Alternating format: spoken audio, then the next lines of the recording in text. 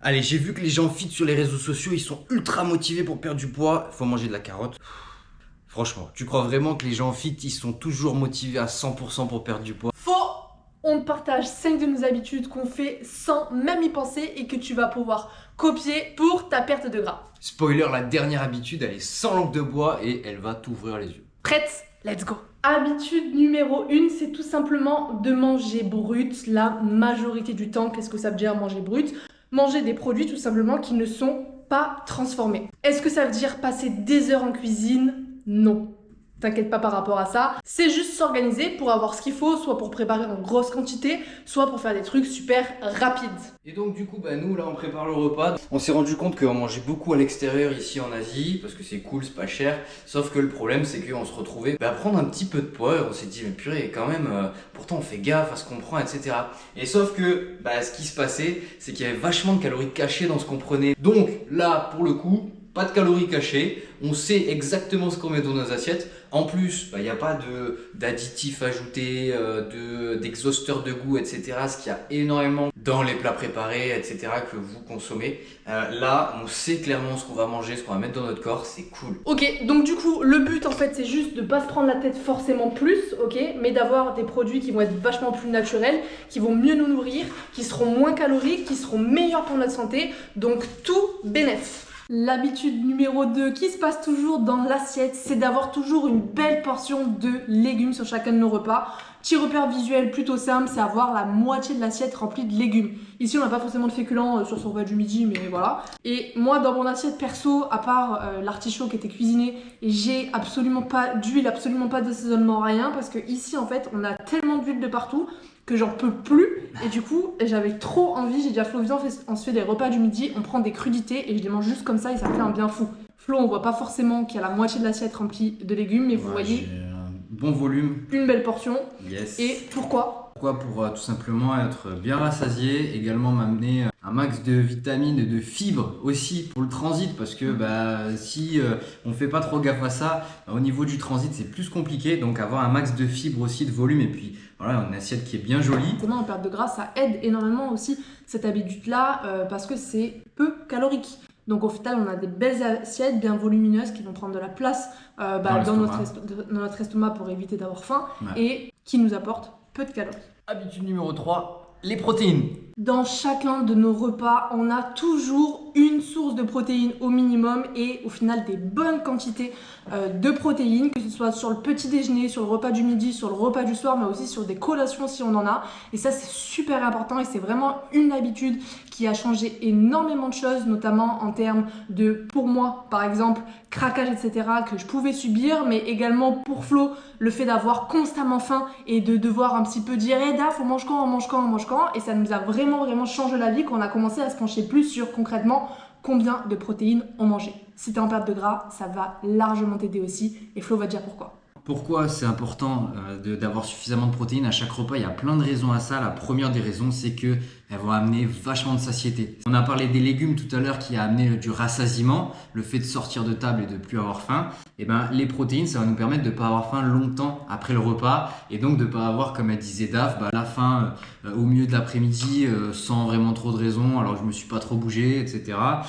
Donc c'est hyper important d'avoir ça pour limiter les craquages, parce que si on n'a pas faim, ou les grignotages, parce que si on n'a pas faim, il y a beaucoup moins de chances, entre guillemets, de craquer, de grignoter. C'est quelque chose qu'on met en place avec les femmes qu'on accompagne et je peux vous dire que les résultats ils sont incroyables. Elles viennent en nous disant moi je grignote toute la journée, on met en place des repas qui sont plus riches en protéines et naturellement en fait, sans avoir à s'interdire quoi que ce soit, ça disparaît naturellement. Donc vraiment on t'invite à essayer en amener suffisamment dans ton alimentation, dans tes repas, et tu vas voir que ça va faire une grosse différence. Et après il y a un deuxième gros avantage pour nous en perte de poids. Alors il y en a plein d'autres pour les protéines, mais nous ce qui nous intéresse en perte de poids, notamment en perte de gras, parce que c'est ça qu'on veut, c'est tout simplement que ces protéines, elles nous permettent à maintenir, voire développer notre masse musculaire si on la stimule stimule un côté. Et ça, c'est une super bonne nouvelle en perte de gras parce qu'on ne veut absolument pas perdre de la masse musculaire qui contribue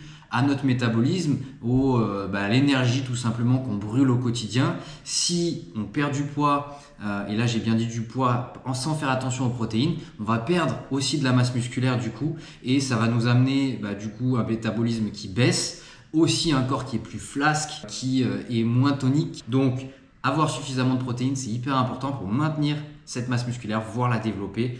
Ouais, et aussi pour la santé, masse musculaire corrélée à une bonne santé. Ouais. Bonne nuit. Habitude numéro 4, se coucher pour avoir au minimum 7h30 à 8h de sommeil. Quand on dort pas suffisamment, ce qui se passe, c'est que en termes hormonaux, on sécrète des hormones qui vont nous donner faim, et on sécrète moins d'hormones qui vont amener de la satiété. Donc du coup, on va avoir beaucoup plus faim pendant la journée et donc avoir tendance à grignoter plus. Je sais pas si tu l'as déjà vécu, mais quand tu fais une nuit qui est très courte, le lendemain, tu as super faim, tu as envie de manger des trucs qui sont pas forcément les plus sains. Ça va lutter contre ça et ça va te permettre d'avoir de l'énergie pour pouvoir bouger un max. Alors attention, nous aussi très souvent on se laisse prendre par le film ou la série. Si demain en fait on veut être en forme, si on veut que notre corps soit en forme, si on veut juste passer une super bonne journée, etc., va falloir aller se coucher. Bon, ça se fait très vite dans notre tête, on n'est pas à se poser 50 millions de questions non plus parce que c'est devenu habituel. En termes de priorité, on préférait être d'attaque le lendemain, avoir une super pêche, une super énergie, pouvoir faire plein de trucs pendant la journée qui correspondent à nos priorités, plutôt que regarder une série, un épisode en plus, même si bien sûr, on est tenté aussi, ils sont très forts pour nous tenter et finir la série. Surtout quand on regarde Top Chef, c'est pas du tout les séries, mais c'est hyper long. Et en plus, on regarde en replay en général. C'est super dur de se dire, allez, c'est bon, là on coupe à ce moment-là, on va se coucher. C'est trop dur. Mais bon, on le fait parce qu'on sait que en fait, ça va nous permettre juste de passer des bonnes journées, des bonnes semaines après derrière. C'est clair. Après, c'est simple parce que c'est une routine. On a à peu près la même heure de lever tous les jours. On sait l'heure à laquelle on met notre réveil le matin, l'heure à laquelle il faut qu'on soit debout. On calcule du coup à quelle heure il va falloir qu'on se couche. On éteint la télé, la série, etc. un petit peu avant le temps de s'endormir. Et puis comme ça, on a toutes nos heures de sommeil. Bien sûr, ça c'est dans notre routine quotidienne, ce qu'on fait 80% du temps. On a quand même une vie sociale, on a quand même des moments, voilà, le week-end, etc. On a des amis. On a des amis, mais même tous les deux, en fait, on va aller se faire un resto, on va pas se dire, oh pétard, vite, il faut rentrer parce que c'est l'heure de se coucher. Non, pas du tout. C'est juste une routine qu'on applique 80% du temps qui va nous permettre, en fait, de pouvoir bien se reposer, d'être en forme, d'être en santé, de avoir tout qui fonctionne bien au niveau de notre métabolisme. Et bien sûr que les jours où on est invité quelque part, les jours où on va se faire un resto, les jours où on a envie de se faire une grasse mat, en fait, comme vous, on va le faire. Ouais. Flo, j'ai trouvé un truc pour manger. Est-ce que ça te dit qu'on commande sushi? Ah, allez, vas-y, carrément. On commande. Ouais. Ça a combien de temps? 10 minutes. 10 minutes. Ouais. Vas-y, on y va à pied. Allez, bouge tes fesses, on y va à pied. Et donc, l'habitude numéro 5, bouger plus au quotidien. On est dans une société qui nous a rendu la vie super confortable, mais qui du coup nous a rendu aussi extrêmement flemmards, sans qu'on s'en rende vraiment compte. On peut commander nos courses, on peut commander à manger, on a des robots qui nous font le ménage, bref. Et tout ça, en fait, c'est super, ça a rendu notre vie beaucoup plus confortable, beaucoup moins d'efforts au quotidien. Mais ce qui se passe, c'est que en fait, on n'a pas forcément à côté de ça changé nos habitudes alimentaires, ce qui fait qu'on a moins de dépenses, mais par contre, en général, plus d'apport en calories. Du coup, qu'est-ce qui se passe? On grossit petit à petit. Notre corps est aussi beaucoup moins mobile, beaucoup moins prêt tout simplement à l'effort. Et en plus de ça, on est de plus en plus sédentaire. Et ça, c'est concrètement un énorme risque pour notre santé. Souvent on se dit non mais je suis fatigué, j'ai pas le temps, etc. de bouger, de faire des trucs. Ce qu'il faut bien comprendre aussi, c'est que le fait de bouger va lutter contre la fatigue. Quand on reste sur l'ordinateur par exemple, ou quand on reste assis toute la journée, ou qu'on n'a pas été très actif, à la fin de la journée on est plus fatigué que quand on a été actif. Donc en plus c'est un cercle vicieux. Donc vraiment il faut s'activer régulièrement et bien prendre conscience que en fait nos modes de vie actuels ils sont ultra sédentaires et c'est pas normal. On n'est pas fait pour avoir ces modes de vie là. Regardez juste quand on se fait la réflexion, ok, ils faisaient quoi, par exemple nos grands-parents, nos arrière-grands-parents, c'est quoi les modes de vie qu'ils avaient? Bah, en fait, ils étaient beaucoup plus actifs que ça et ils n'avaient pas ce confort-là, mais c'est finalement un confort qui nous tue à petit feu. Si vous arrivez à conscientiser ça, le fait qu'on a un mode de vie qui est très sédentaire et que vous mettez des petites choses en place qui sont simples, qui prennent très peu d'énergie et qui deviennent petit à petit votre nouvelle norme, et vous allez voir que la diff, elle est incroyable. Puis c'est des petites choses au final qui cumulées en fait sur une journée, une semaine, un mois, une année, une vie, font vraiment la différence. Comme on le disait tout à l'heure, ça peut être tout simplement le fait de tout le temps prendre les escaliers au lieu de prendre les ascenseurs. Ouais. Au boulot, au supermarché qui a 2 étages à monter, en fait, prenez constamment les escaliers.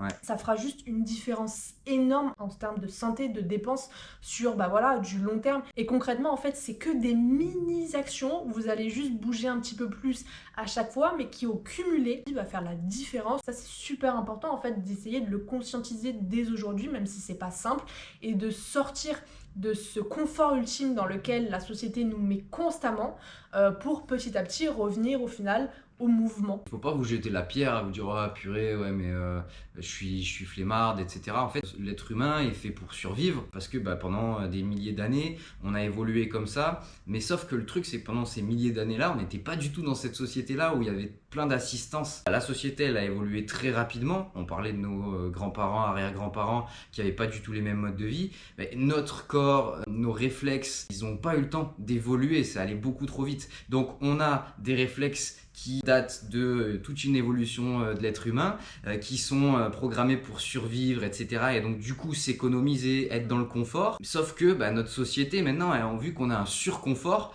ça colle plus. Et donc c'est pas à vous de vous jeter la pierre, mais c'est vraiment de conscientiser que ok, là actuellement, si je me laisse entre guillemets voguer par les flots, j'ai une activité qui correspond pas aux besoins de mon corps et donc je vais prendre du poids, je vais avoir une baisse d'énergie, je vais nuire à ma santé. Donc, soyez proactive et mettez du mouvement quotidien par des petites actions répétées comme Daph le disait tout à l'heure dans vos jours. Et si tu veux du coup savoir où est-ce que tu en es au niveau de ton activité physique, de ton mouvement, est-ce que ça soutient réellement ta perte de poids, on t'a préparé un super test juste en dessous pour pouvoir voir où est-ce que tu en es. On te laisse télécharger ça pour le recevoir et on te dit à très vite. Ciao ciao.